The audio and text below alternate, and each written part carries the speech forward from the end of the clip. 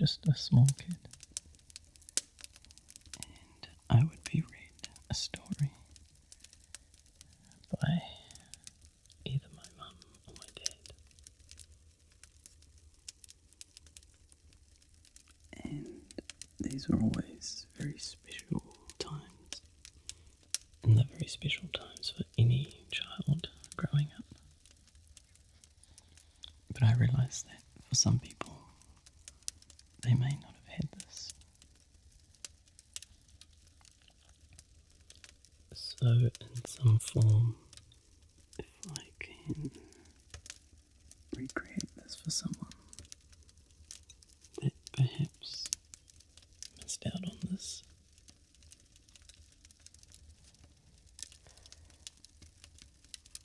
I'm going to read a story that I was often read as a kid,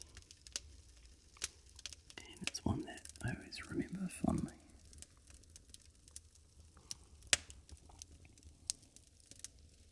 So if you want to get comfortable,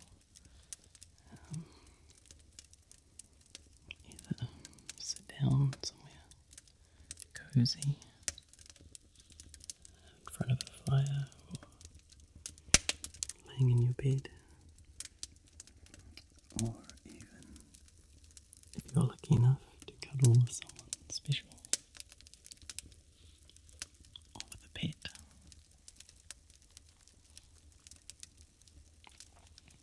And I'll read to you a story called Samuel's Rubbish Heap.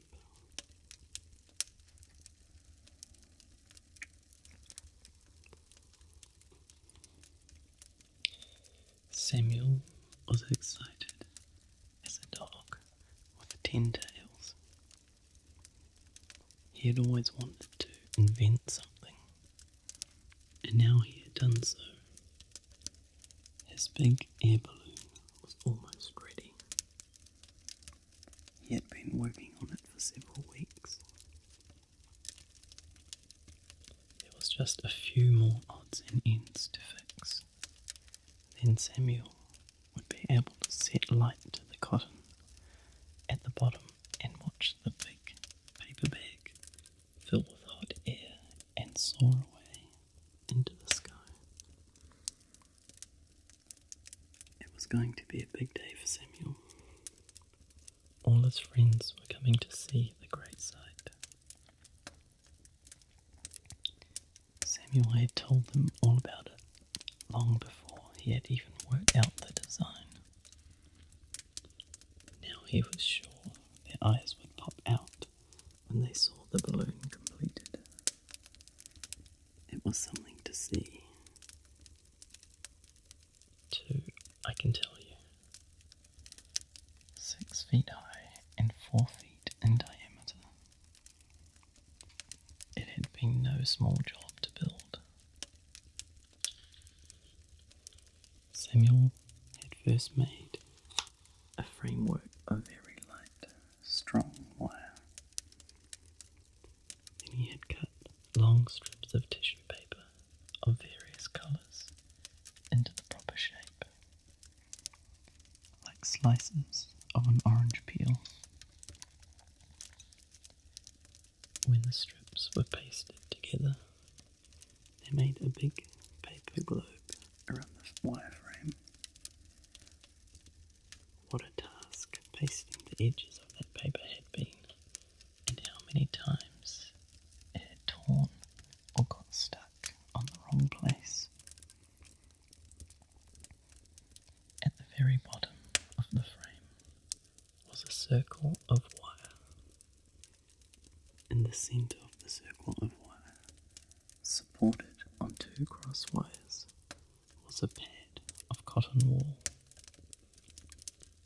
This cotton wool was to be set alight at the right moment to heat the air inside the balloon. At last, all the preparations were made. All Samuel's friends were standing around, waiting impatiently for the moment when the balloon would sail aloft. Samuel, however, was not in a hurry. He wanted to enjoy this moment of triumph. He had worked so hard and had looked forward to this moment for so long. He kept explaining how he had designed the balloon. He told why he was sure it would rise into the air. He answered over and over again all the questions his friends had asked about it. At last, he applied a match to the cotton wool. It flared up, and all the children stood back to watch. The air inside became hotter and hotter, and the big tissue paper bag gradually filled out. "It's lifting," cried Samuel excitedly. "It's lifting. It's going up." He was clapping his hands in excitement when suddenly a puff of wind blew the flame toward the tissue paper. There was no time to save it. In a moment, the whole balloon became a mass of flames and dropped to the ground. Poor Samuel. He was heartbroken. He ran indoors, anxious to get away from all his friends. They had expected so much of him, and his much advertised invention. He felt ashamed that he had said so much about it before it had been proved a success. So much work had gone into that balloon. It had taken all his spare time for weeks. Now there was nothing left but a heap of ashes and tangled wire. Father found Samuel in his bedroom, weeping his heart out. "Don't worry too much about it," said Father. "Much worse things happen in this old world. What really matters is not that the balloon is all burned up, but that you worked so hard trying to make something worthwhile." "But it's all wasted," wailed Samuel. "No, it's not wasted," said Father. "Think of all you have learned. Think of all that you have read about balloons, and all the little tricks that you've discovered about bending wire and sticking tissue paper together. All that isn't lost. It will prove useful someday. Wait and see." "But I really did want to invent something," sobbed Samuel. "I know," said Father, "but worthwhile things don't get invented as quickly as that. Think of Edison and how long he experimented before he invented the electric light.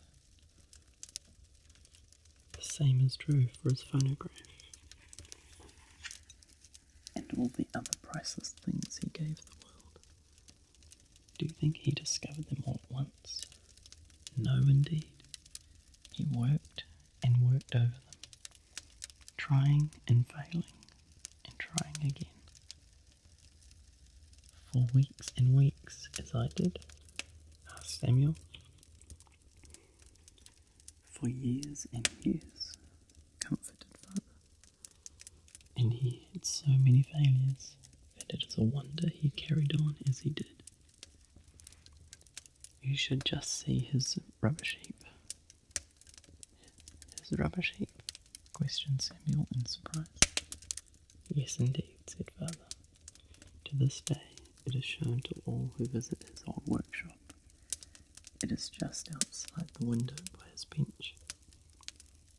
Every time an experiment went wrong, Edison would throw it out the window and start again. He didn't let failure discourage him, and neither must you. Build another balloon, and a better one next time. Invent one that won't catch fire. Find out what was wrong and make it right. That's how all worthwhile inventions come about. I suppose that if Edison had a rubbish heap, I shouldn't worry too much about my little pile of ashes, said Samuel, smiling at last. That's right, agreed Father. That's the spirit that wins. Every real inventor has a rubbish heap. You've made a good start.